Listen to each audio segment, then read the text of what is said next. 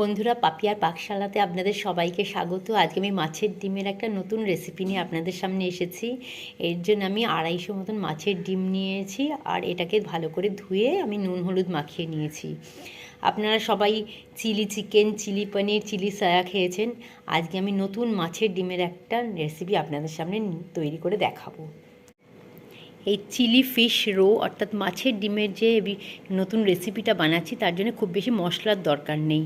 এর জন্য আমি 4টে পেঁয়াজ নিয়েছি, একটা ক্যাপসিকাম নিয়েছি, 2 চামচ সয়া সস নিয়েছি, 2 চামচ আদা রসুন আর লঙ্কা পেস্ট করে নিয়েছি, 2 চামচ টমেটো সস নিয়েছি, 2 চামচ বেসন নিয়েছি মাছের ডিমটা বাইন্ডিং করার জন্যে, আর 3 চামচ কর্নফ্লাওয়ার নিয়েছি, আর স্বাদ মতো নুন লাগবে। আমি 2 চামচ ভিনিগারের মধ্যে কিছু কাঁচা লঙ্কা চিড়ে ভিজিয়ে দিয়েছি, এটা পরে আমার লাগবে। আর এই পেঁয়াজ আর ক্যাপসিকামটাকে আমি টুকরো টুকরো করে নেব। পেঁয়াজ আর ক্যাপসিকামটাকে আমি ভালো করে ধুয়ে নিয়ে টুকরো টুকরো করে এরকম স্কোয়ার শেপে কেটে নিয়েছি। মাছের ডিমের মধ্যে 1/2 চামচ নুন, যে বেসনটা রেখেছিলাম 2 চামচ সেই বেসন, আর 1 চামচ কর্নফ্লাওয়ার দিয়েছি। আর যে আমি 2 চামচ আদা রসুন বাটাটা রেখেছিলাম, সেই আদা রসুন বাটাটা এর মধ্যে দিয়ে দেবো, দিয়ে সব একসঙ্গে ফেটিয়ে নেব। কড়াতে আমি 5 চামচ মতন রিফাইন তেল নিয়েছি। এবার আমি মাছের ডিমটা যে ফেটিয়ে রেখে দিয়েছিলাম, সেটা এবার ছোটো ছোটো করে চামচে করে আমি বড়ার মতন ভেজে নেব। তেলটা আমার গরম হয়ে গেছে, এবার আমি মিডিয়াম ফ্লেমে করে দিয়েছি। মিডিয়াম ফ্লেমে করে আমি বড়াগুলোকে ভেজে নেব।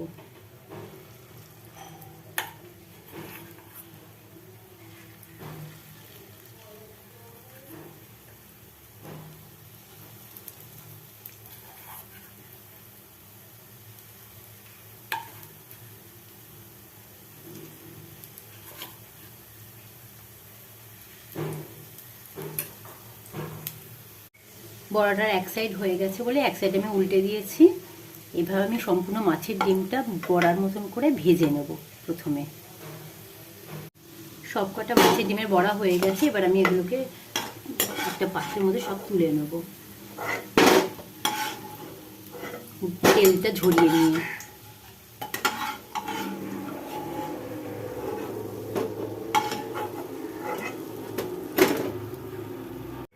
বড়াগুলো উঠিয়ে নেওয়ার পর আমি এবার এই তেলের মধ্যে পেঁয়াজগুলোকে দিয়ে দিলাম। পেঁয়াজগুলো হালকা লাল লাল ভাজা হবে।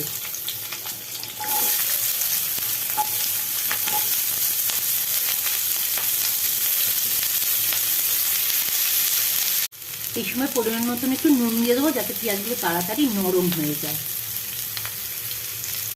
পেঁয়াজগুলো হালকা লালচে ভাব হয়েছে, এবার আমি এর মধ্যে ক্যাপসিকামগুলো দিয়ে দেবো।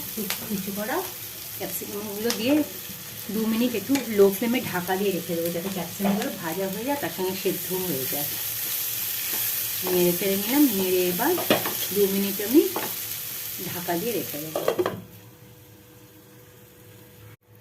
2 মিনিট হয়ে গেছে, এবার আমি ঢাকনাটা খুললাম। ক্যাপসিকাম আর পেঁয়াজটা মোটামুটি ভাজা হয়ে গেছে, সেদ্ধ হয়ে গেছে। এবার আমি গ্যাসের ফ্লেমটা একদম লো করা রয়েছে। এর মধ্যে আমি 2 চামচ সয়া সস ছিল সেটা ঢেলে দিলাম, 2 চামচ টমেটো সস ঢেলে দিলাম, আর যে ভিনিগারে যে লঙ্কাগুলো রেখে দিয়েছিলাম চেরা লঙ্কাগুলো, সেটাও ঢেলে দেবো। নুনটা তো আমি আগেই দিয়ে দিয়েছি, সেজন্য এখন আর নুন দেবো না। আর এখানে যে আমি কর্নফ্লাওয়ারটা 2 চামচ রেখেছিলাম জলে গুলিয়ে, সেটাকে আমি এবার এর মধ্যে দিয়ে দেবো, যাতে গ্রেভিটা একটু হয় এর মধ্যে। এবার এটাকে আমি একটু ফুটাতে দেবো।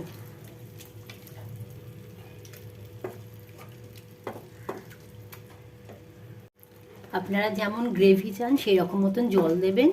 পাতলা হলে একটু বেশি জল লাগবে, গাঢ় হলে কম জল। তো আমি একটু গাঢ় গাঢ়ই রেখেছি। এবার এর মধ্যে ফুটে গেছে পুরো গ্রেভিটা। এবার এর মধ্যে আমি বড়াগুলোকে দিয়ে দিলাম। গ্যাসের ফ্লেমটা এখন সম্পূর্ণ লো অবস্থায় রয়েছে।